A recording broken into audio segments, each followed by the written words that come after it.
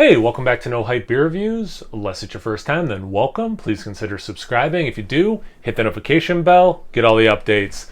Rest every day's video. It's Thursday, and on Thursdays I do Thursday's Thirsty Thoughts, where I try to think of an engaging conversation topic.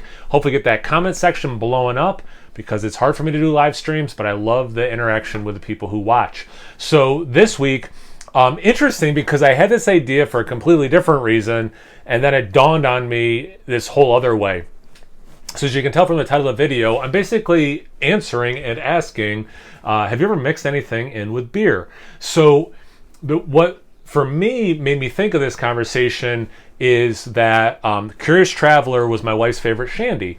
And I just have not been able to find a shandy that replaces it for as much as she liked it, let alone any of them that I've particularly liked. So then I got thinking, like, maybe I should just try to, make my own in terms of, adding some lemonade to a beer. And that was kind of the genesis. And then I'm like, wait a sec, let me think about this. I've added way more stuff to beer than that. So speaking of my wife, or like having Radlers when I was in Germany, for example. But anyway, speaking of my wife, years ago for Christmas or my birthday, she got me this. It's the Dogfish Head Randall Jr. So a local brewery where I grew up and was living at the time, the Ale House in Vestal, New York, they had gotten like the big one that Dogfish Head would sell to bars. And then you would, put the tap line into it, fill it with fruit or whatever, have it go through, and then it would come back out, and then that's how you get your beer. And I think I only ever had them do it with fruit. And it was cool because like they would pick beers like, you'll notice tomorrow I'm releasing Dogfish Head 60 Minute. Make sure you check out that video. And like they would have like a beer like that, and not just because it's Dogfish Head, but it's a readily available beer. People knew it and hopefully still know it because this beer is delicious. Again, not to spoil tomorrow's review, this beer is awesome. And then you get to kind of like see, oh yeah, okay, what is the mango and maybe extra orange or whatever, like adding to it. Okay, this is cool. And I'm sure I don't think they ever did it, but like cinnamon sticks, cacao nibs, coffee, like I'm sure all this stuff could have been like really cool to do in it, right? So she got me this, and then she looked up, I don't know if it was on Dogfish Head's website or if she went on like a beer advocate forum or whatever, but she found some beers and adjuncts, I'll call them adjuncts, to add to this. So if you've never seen one of these before, they're cool. It's got a little mesh thing here. So you put your fruit, again, cinnamon sticks, cacao nibs. I put in vanilla, coffee, definitely fruit. And then you put it in there, put the lid on, this lid on, then this lid on. When you let it sit, when you're ready to go, you only remove this one so it can strain it. Pretty easy gizmo. I've had tea for loose leaf like this as well.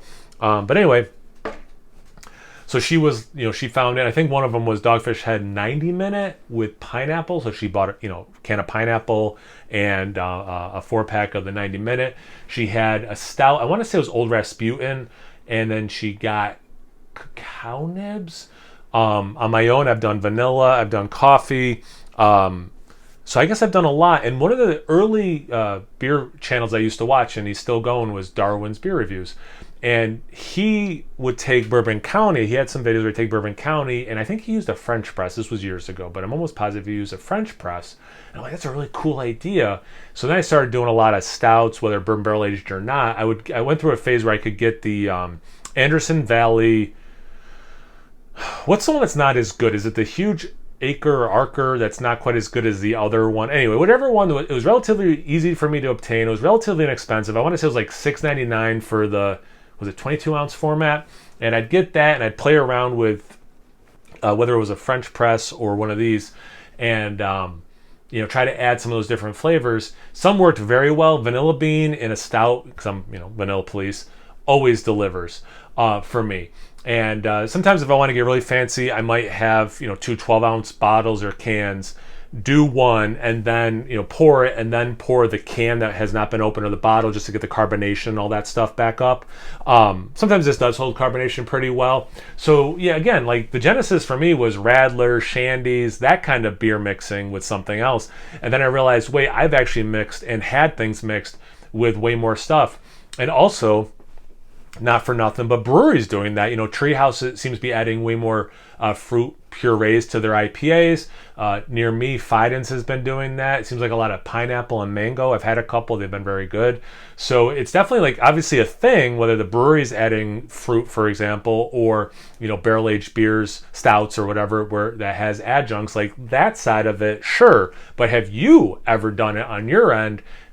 How successful was it? Does that seem sacrilegious? Any of that stuff, comment section below. Let's get those conversations going. Once you're done doing that, make sure you check me out on Instagram and Untappd. It's No Hype Beer Reviews at both those places. So always please like, comment, subscribe, and most importantly, imbibe. Cheers, everyone.